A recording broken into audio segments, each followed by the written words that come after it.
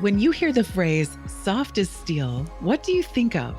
While the word steel might conjure up images such as massive high rise buildings, where does the soft part come in? And what exactly does this mean in our work and in our lives? Welcome to the Soft as Steel podcast with your host, Dennis Doran, featuring engaging conversations with a wide range of industry leaders around soft skills, how we practice love, inclusion, social justice, and compassionate leadership that's everlasting in the workplace. And now, here's Dennis Doran. I am very honored to be joined today by Christine Merdon. She has done so much and been recognized so widely that I'm not sure how best to introduce her. Here's what I know. Christine has been looked to by so many in the construction industry as a leader that combines her technical knowledge and skills as an engineer with her positive and inviting personality that takes her to stages across the industry to share her extensive experience of over 30 years that began with her time serving our country. She holds both a bachelor's and master's degree in civil engineering from the University of Maryland, my alma mater, and is currently completing her work to add a PhD. Christine spent a combined total of over 12 years as a senior executive with one of the leading women-owned national architectural engineering program and construction management firms, McKissick & McKissick in Washington, D.C., where she oversaw program and construction management more than $15 billion in projects for the Washington Nationals, Major League Baseball Stadium, the O'Hare Airport Modernization Program, the Los Angeles Unified District, the Martin Luther King Jr. National Memorial, and the National Museum of African American History and Culture. I'm out of breath. It's incredible. Christine left McKissick & McKissick in 2010 to serve as the Chief Operating Officer of the Architect of the Capitol and briefly as the Acting Architect of the Capitol. During her tenure, she saw nationally significant historic projects at public buildings and properties, including the White House, the U.S. Capitol, Camp David, the Smithsonian, and the Lincoln and Jefferson Memorials. I'm not done yet. Christine is a recipient of the 2016 DC Professional Engineer of the Year Award. She's also an award-winning member of the American Society of Civil Engineers, a member of the Society of Women Engineers, and the Society of American Military Engineers. She's the past president of the National Capital Region ACE Mentor Program and serves on the National Board of Visitors for the Department of Civil and Environmental Engineering at the University of Maryland. Most recently, Christine was elected to the prestigious National Academy of Construction. Whew. Christine, welcome to the Soft as Steel podcast. Yeah, thank you for inviting me. It should be a fun time today. I hope so. Did I state anything incorrectly, or was it just way too much and you started blushing? That, it made me feel like I've been around for a long time. Well, you've been around for a while, and there's no doubt that, but we've known of each other for a long, long time. Mm-hmm. I had the privilege of serving as a consultant to your Architect of the Capitol, and I recall at least a couple of very enjoyable encounters that we had, along with my boss at the time, Rebecca Jones, who is someone I know you know. Yes, indeed. In the industry, one of my dearest friends to this day.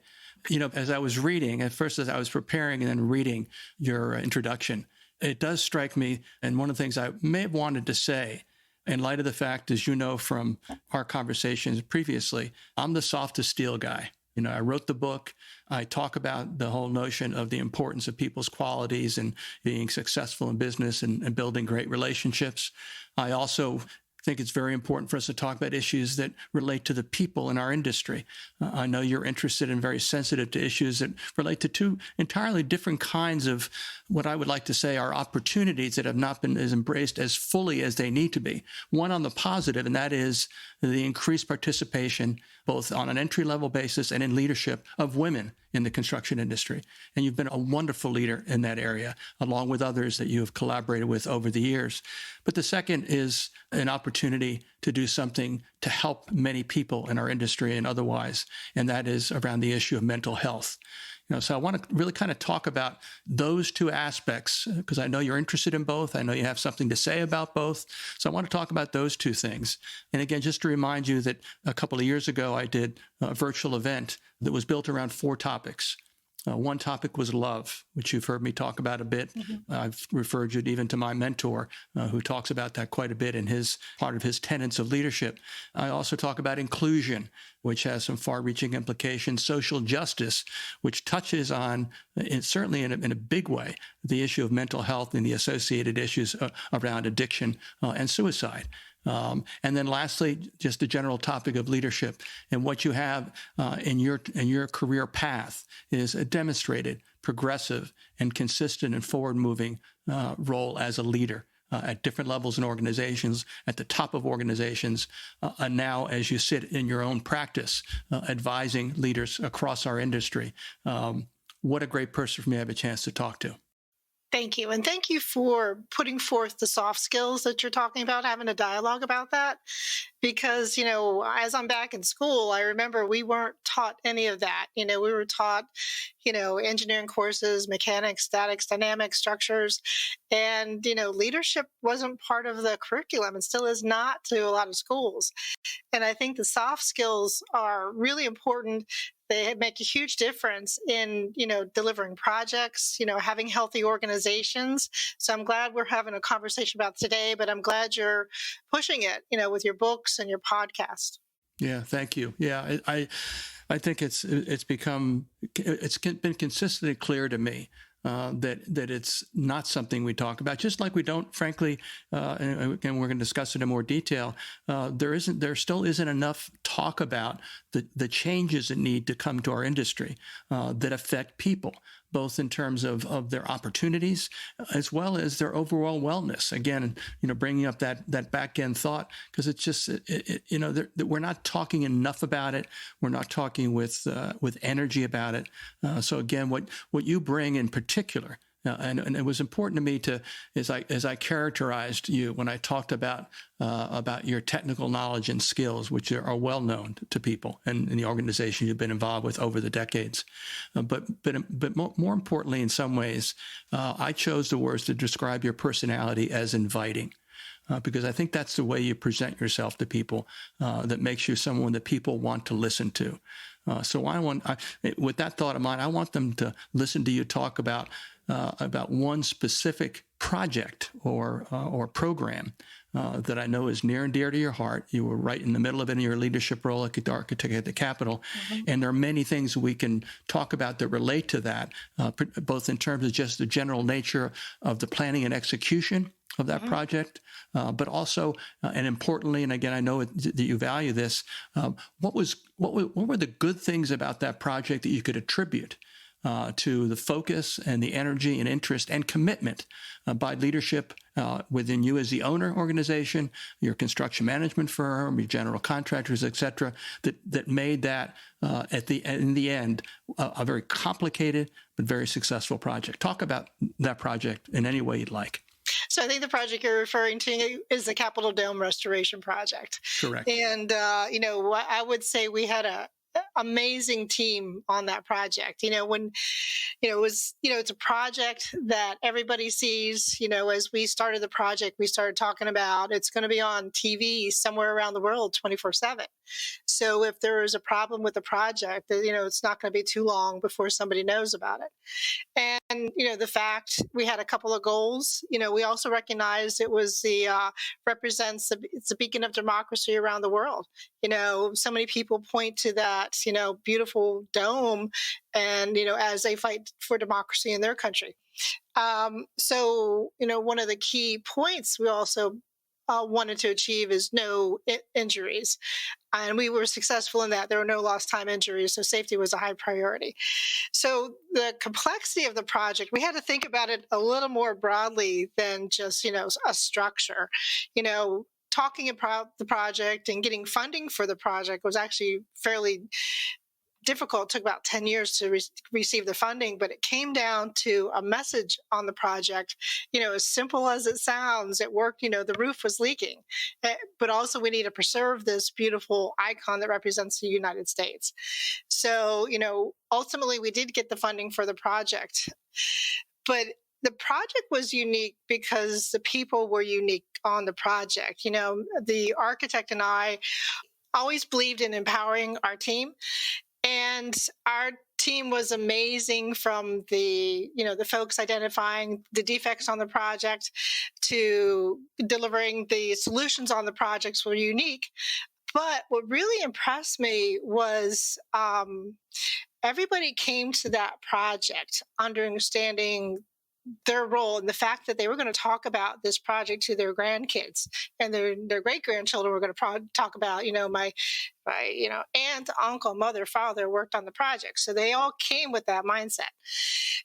And there were a lot of deep dives into the history of the project. Whenever we ran into a problem on the project, the team would have researched it. When I say research the project, I mean go back to the diaries of Montgomery Meigs, who was the construction manager, to figure out what was the intent of building it. So just the passion that the team brought to the table was very impressive, and giving them the ability to find that out and not be restricting them to what we wanted, but for them to come back with telling us what needed to be done.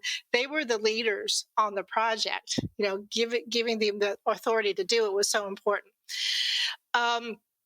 So the other piece of this is the prior big project to this was the Capitol Visitor Center. And as many know, it was over budget and over delivered over time. It's a beautiful facility, so the final product was beautiful. But we had to restore trust to our stakeholders to receive the money. And that took time in delivering other projects. So trust is key. Empowering your team is key. Key points on this. So, but the other thing that many engineers are really not good at, and I can say that for myself, is communication.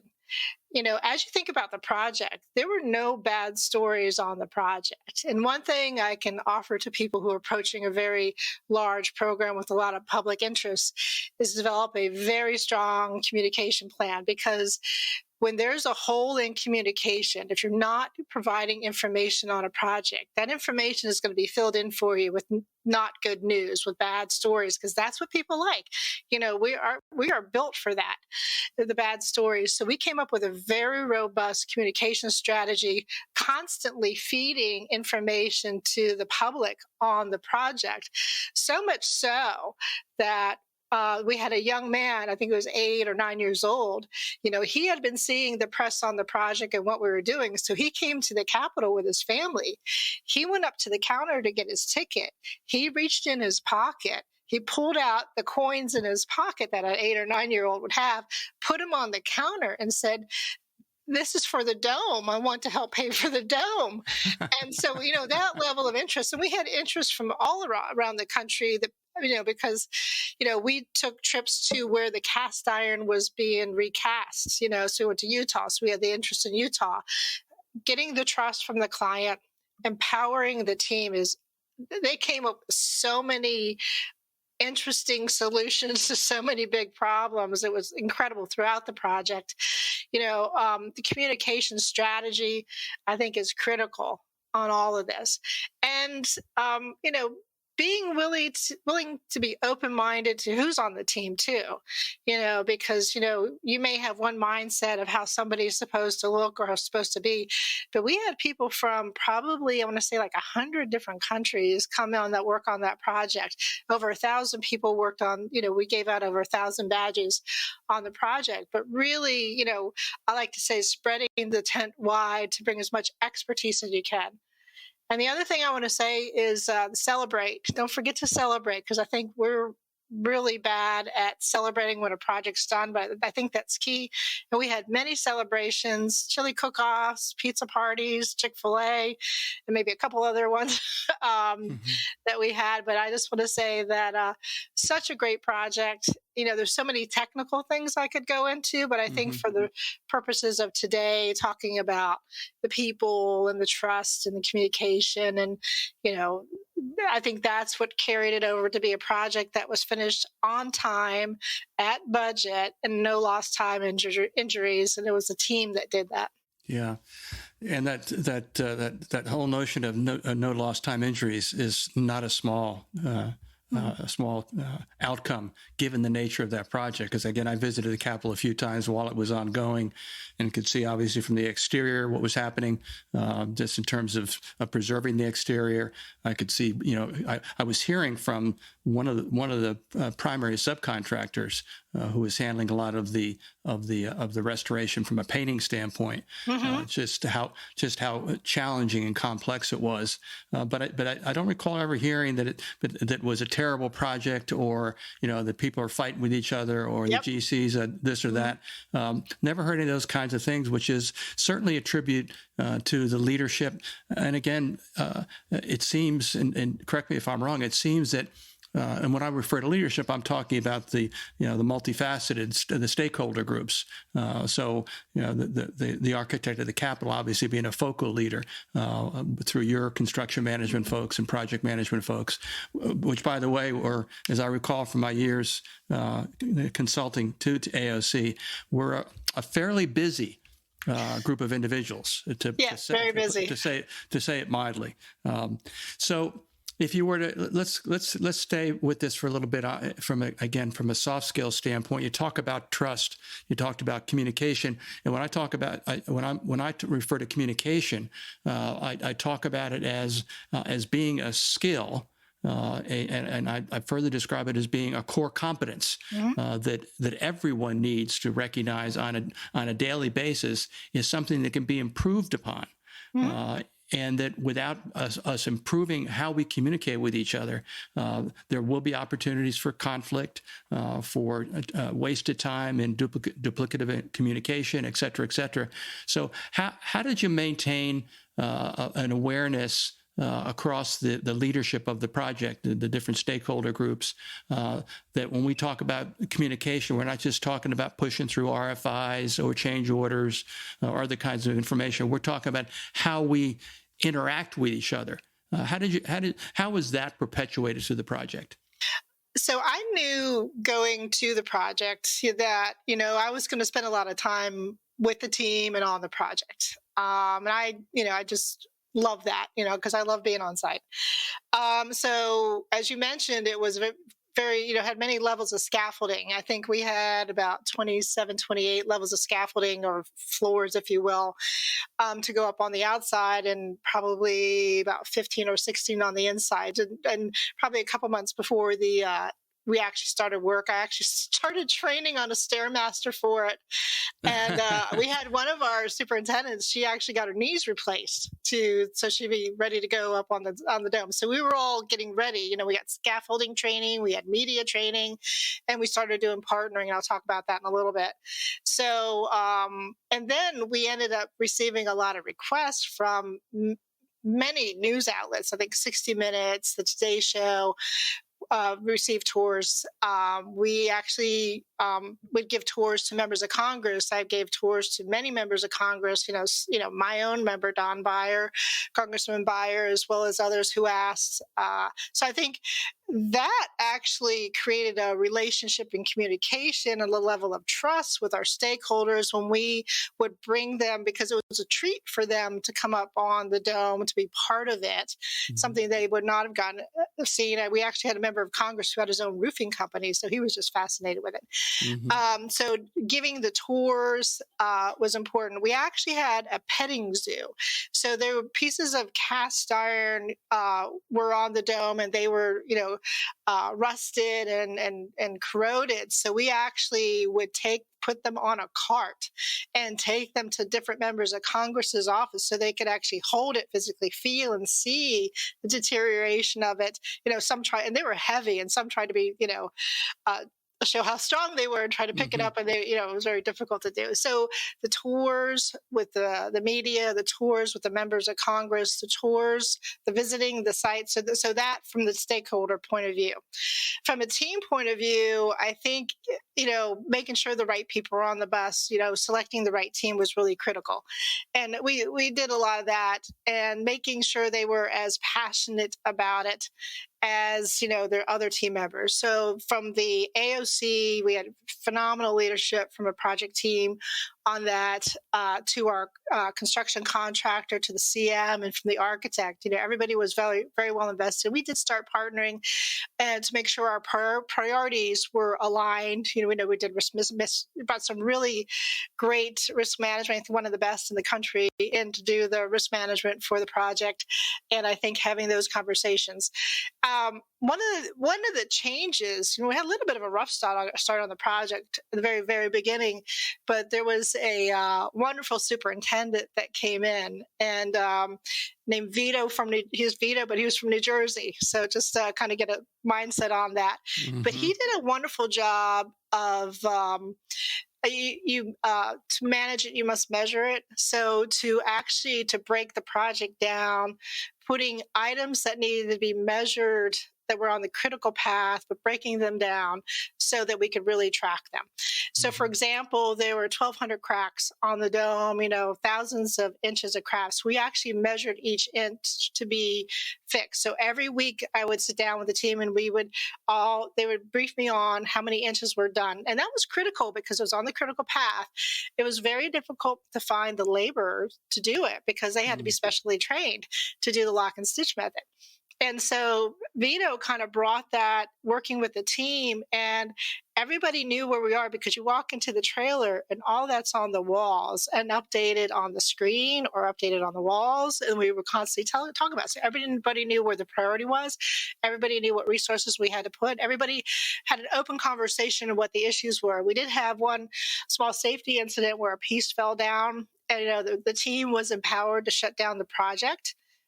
Because the safety was a priority. They made recommendations on how to make adjustments in the safety program, and adjustments were made and we carried on. But that was empowering the team to come up with a solution, empowering them to shut down the site for safety, and then, switching on that. So, from the stakeholder point of view, the public media point of view, the team point of view, and then I think staying engaged with them on a regular basis, not necessarily they were so much smarter than me, and hopefully leaders understand that you hire people smarter than yourself. But just to see what resources my job was to see what kind of resources they need or what kind of obstacles I needed to get out of their way. But staying engaged with that, at different levels. And like I said, training for that is literally what I did. Mm-hmm. Yeah. Would you, if you could identify from the individuals with higher levels of responsibility for the project, does any particular role or any particular contractor's representative stand out as an example of someone who really personified the kinds of behaviors that you thought were important and that you were seeing from your leadership perspective? So there were a number, as I mentioned, Vito from Turner, he was a project superintendent, did a fabulous job of getting our team focused and maintaining focus on the critical items to literally the inch degree. Our own project managers, I hate to name names because I don't want to leave anybody out, but the AOC had a small group of project managers that were just stellar. They would come to me and show me a passage in Montgomery Meigs' diary about how they applied on a product. I'm going to call it, say, the black stuff on the dome, and they're thinking through the solution because they had the wherewithal to look in historical documents for the solution. I think Historic Arts and Castings, who did the recasting on the dome,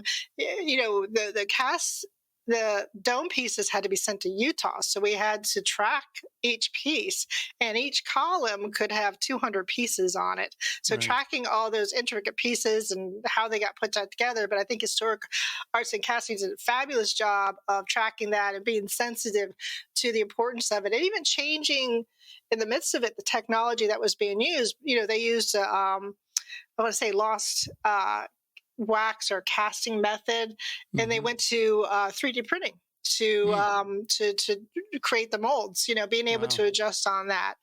And actually in the midst of the dome, I don't know if you remember the story about the Mansion murders in DC, where there was a family that tragically killed the whole family. Well, that was our one of our primary subs, and being able to recognized the sensitivity of losing a primary sub. The president of the company was brutally murdered, and Mm. his family. And also to embrace the family, to be part of the team now, I think was one of the things that we did. At the end of we provided them with a tour at the end of the dome construction, and they received the same accolades the family did as the former owner did.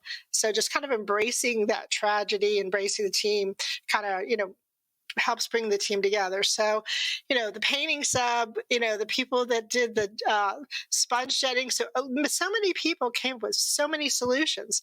Mm-hmm. And, when we were restoring the dome, you're not working with big tools to do the intricate work. The teams were coming in and literally working with dental tools, the little mirrors and little, whatever dentist you to work on your teeth. That's what they were using to repair the dome.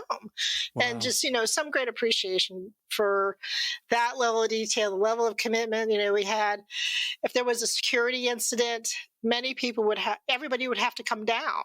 We'd have to evacuate the dome and then go back up and then keep working and stay on schedule. That we had a blizzard during the dome. That put us back a few days, but being able to navigate that, clear it, and keep going, because we had to be done with it before the inauguration. We had a hard time. You had a hard deadline. Mm-hmm, we did. Yeah. All right. That's. I think people will enjoy listening to this little conversation about that project, because it's, as soon as you say U.S. Capitol Dome, everybody knows what that is in a really big way. Yeah, and I think given the events of the recent past, people have probably a little more sensitivity to that. So yes, yeah. All right, let's switch over and talk about I think a topic that I think is getting more. It's getting more conversational. And again, there are two topics actually, but the first is to talk about the change in how we attract people to the construction industry, and the idea that we need to do it differently. To talk about a potential workforce as being diverse has a specific meaning, but now we talk about what diversity is, but more importantly, the step forward is to be inclusive. So we talk about inclusion, and then right next to that, social justice, fairness. In other words, what are your thoughts about where we are as an industry? Again, looking back, it was diversity, it was gender diversity, it was racial diversity, and all these other types of diversity, and there are many of them. And now we're making some inroads in getting more women into the industry, which is hugely important. We're making some inroads with again a diverse workforce on other bases other than gender, and we call it inclusion and social justice. Where are we as an industry, in your view? We have made some progress, but we have a long way to go. When I started my career, late 80s, early 90s, especially when I was in college, I was the only girl in the classroom. And luckily, I have the ability to have gone back to the University of Maryland, attending classes now, and I see such a great diversity of people in the engineering buildings. I remember a friend visiting me when I was going to undergrad, and she said, it's just like a men's locker room in here. But nowadays you see, so many women, so, different people from different walks of life, which is great. And I think especially the University of Maryland really embraces diversity. So I've got to give a hats off to them to do that. So I think we've come a long while. We still have two things. There is a deficit or a need of 500 to 600,000 people to build what we need to build. We have the Infrastructure Act and other acts, and after COVID, there's more money that's being spent. We just don't have the people to build it. The baby boomers are retiring. There's limitations on immigration. The construction industry may not be as welcoming to minorities and women. However, for women to come into the construction industry for pay, it's one of the number one industries for equity and pay. Mm-hmm. And we have seen an increase, especially in the last couple of years. It was running about 9 or 10% of people working for construction companies, both in the field and in the office, about 10%. Most recently, I think in 2022, went up to 14%. So we're making some headway. Mm-hmm. But there's still a lot of opportunities, for people to come in. When I went back to work for McKissick, I went during COVID, and I was lucky to work with Daryl again. And one of the only places open for business was Texas. So we were marketing to Texas, and we won some great contracts in Texas. But we were the first minority to win a prime contract in Fort Worth, Texas. Wow. I think this was in 2020 or 2021. It actually made the news. So there is a long way to go for minorities who want to business to win more prime contracts. I think companies are recognizing the need to have diverse workforce, especially reflecting the community. School systems really want companies that are working on their projects to reflect the community. And I think it's important for businesses to recognize that, that's important. Also, there are more women and minorities on boards. There's been a huge driver on getting after the Me Too movements and Black Lives Matter to have women and minorities on boards. And those more diverse boards, are setting direction about hiring more people and more women for companies and to do work. If you are choosing to do work to be a builder or a designer, construction managers for a private firm, they want more minority women representation in your organization. Mm-hmm. And I've seen that working for a minority-owned organization that we had to demonstrate, that we had diversity. And luckily, we had a great diverse organization. But we're seeing that more and more. Mm-hmm. You sit on the board of the ACE Mentor program in the Washington, D.C. area. That program has been around now for, I think, probably going on 20 years. Mm-hmm. And founded by Charlie Thornton, a great architect from New York City. How are their efforts producing feeder candidates into the pipeline, and is it a model that's working? It is a model that's working. I was the chair of the board probably 15, 16, 17 years ago. And, coming back to it and being able to see the students are there, it's reaching into the schools, introducing them to the program and learning about opportunities in construction at different levels. And, a lot of students are very interested. So, we had a great diversity of students, and that probably would have not even thought about going into architecture, construction, or engineering. Mm-hmm. And, I've spent, my life in the field, growing up, my mother was a hairdresser and my father had a mental illness, which means he couldn't work. So I didn't have a lot of opportunity, people around me telling me that, here's this great opportunity. And luckily, when I went to community college, it was introduced to me. And then, it's become a great career. Mm-hmm. But I think with something like ACE, they're kind of doing the same thing at a younger level.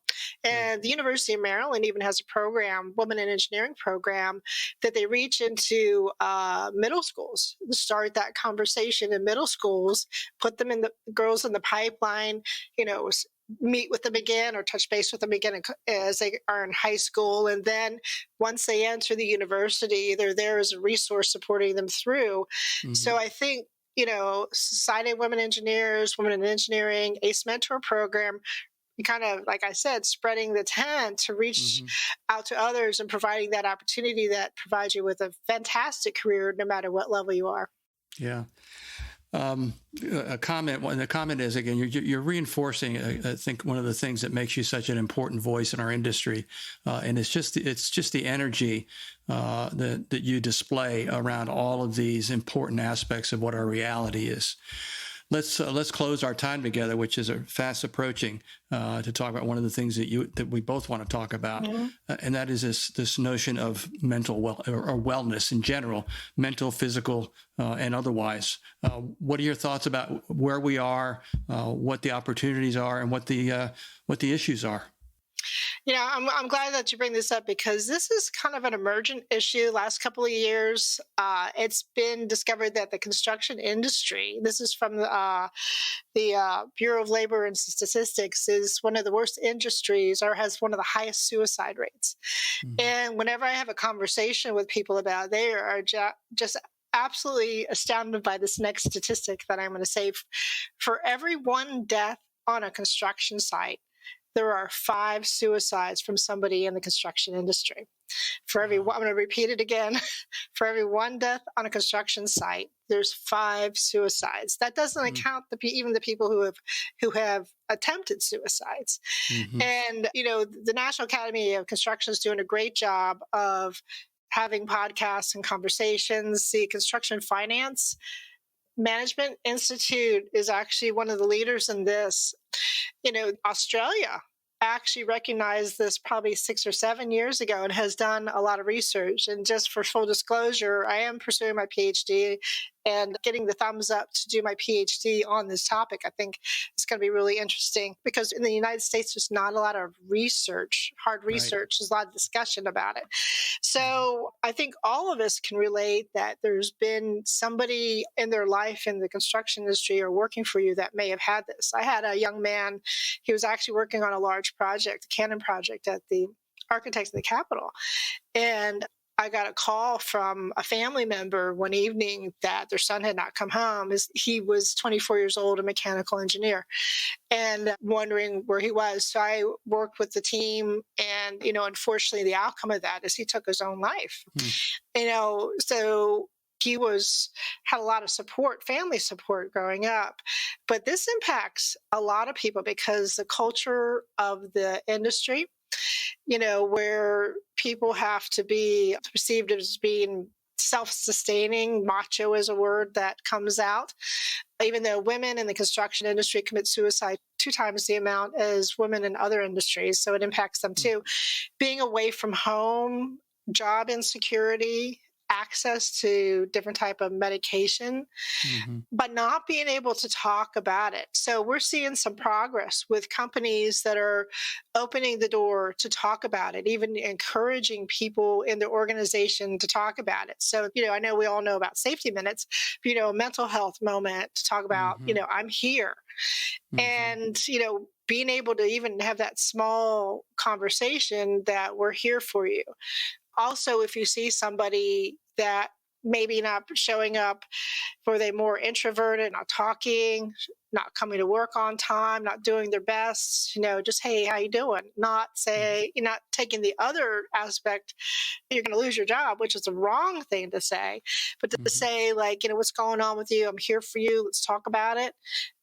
Have those conversations and for companies to have those resources. And like I said, there are companies that are doing a great job with this, but probably for this conversation to have the awareness that this is a big, big problem. We've done great work in driving down injuries on job sites.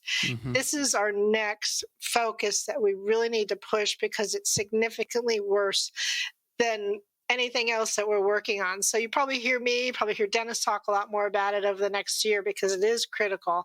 And I just want to make sure that we're driving home the awareness of the problem and the fact that there are resources out there. You can Google construction suicide. Maybe Dennis can provide some and I can provide some too for people out there to, kind of give you a blueprint of how to address it. For if you're working for an architecture, engineer, or construction firm, there are resources out there for you. But then doing a deeper dive of where the culture needs to change and how that needs to change, how we individual, and everybody's a leader in some way, need to change on how they need to show up. And I think, Dennis talks a lot about soft skills, and those soft skills are the core of making this better and fixing the problem. Yeah. Well said. Well, that's an important way for us to end this conversation. I wish we could talk even longer, but I'm told that if we go on longer, then people stop listening. So, but I'm grateful for knowing you. I'm grateful for the time you spent with me today. One of the big challenges about creating this vehicle to try to get important conversations in front of the industry is getting it in front of the industry. Right. So I continue to work hard at that. My formula is as simple as productive conversations, and this one was really productive, instructive as well, and particularly talking about the Capitol Dome project. I think people will be fascinated to hear the things you talked about. So thank you so much for being my guest on the Soft as Steel podcast, Christine. And Dennis, thank you, and thank you for being my friend. Yes, thank you. Thanks for joining us today for this episode of the Soft as Steel podcast with your host, Dennis Doran. Dennis is the author of Soft as Steel and a leading speaker and trainer for organizations across many industries and verticals. To learn more about the work Dennis is doing to activate soft skills in the workplace, contact him at dennisduranspeaking.com. Be sure to check out his book, Soft as Steel, on Amazon or wherever books are sold. You can subscribe to this podcast on iTunes or wherever you'd like to get your podcasts. And please remember to share this episode with your friends, colleagues, and anyone you feel would benefit from the conversation. We'll see you next time on the Soft as Steel podcast with Dennis Doran.